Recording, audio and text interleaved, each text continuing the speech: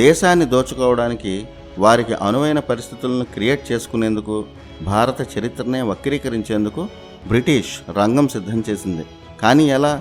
వేదాలను, భారత ప్రాచీన సంస్కృతిని తక్కువగా చూపించేలా, ఇంగ్లీష్లోకి మార్చేలా తాము చెప్పినట్టు పనిచేసే వ్యక్తి కావాలి. అప్పుడే మ్యాక్స్ ముల్లర్ వచ్చాడు. ఇతని గురించి కొంచెం తెలుసుకోవాలి. ఈ ముల్లర్ అప్పటికి జర్మనీలో నివసించేవాడు. అక్కడే సంస్కృతం నేర్చుకున్నాడు. ఆయన నేర్చుకున్నది జస్ట్ 4 ఏళ్లు మాత్రమే. ఒక్క వేదం పూర్తిగా నేర్చుకోవాలంటేనే గొప్ప పండితుడికైనా పట్టే కనీస సమయం 12 ఏళ్లు. ఆ లెక్కన ముల్లర్ నేర్చుకున్నది అరకొర సంస్కృతం. 1846 నాటికి జర్మనీలో ఉద్యోగం దొరక్క పొట్ట చేత పట్టుకుని లండన్కి ఉద్యోగం కోసం ముల్లర్ వచ్చాడు.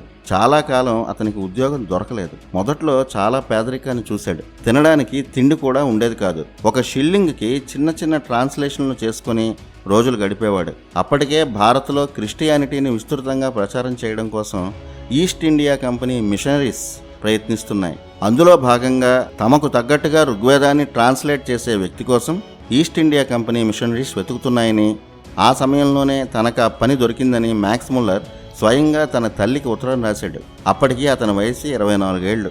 సంస్కృతం మీద పూర్తి కమాండ్ లేకపోయినా బ్రిటిష్ వారి ఆఫర్కి ఆశపడి మన వేదాలను భ్రష్టు పట్టించే పనిలో ముల్లర్ చేరాడు. అప్పటి వరకు తిండికి కూడా డబ్బులు వెతుక్కునే మ్యాక్స్ ముల్లర్కి ఋగ్వేదం ట్రాన్స్లేషన్ ఉద్యోగం ఒక జాక్పాట్. తనకు ఉద్యోగం వచ్చిందని తన తల్లికి 1847లో ఓ ఉత్తరంలో ఇలా రాశాడు. ఋగ్వేదం ట్రాన్స్లేషన్కి షీటుకి 4 పౌండ్లు చొప్పున, ఏడాదికి 200 పౌండ్లు అతని జీతం అని చెప్పాడు. అలా 8 ఏళ్ల కాంట్రాక్ట్ అని అతనే చెప్పాడు. అప్పటికి భారీ మొత్తమే. ఒక్కసారి కూడా అతను భారత్కి రాలేదు.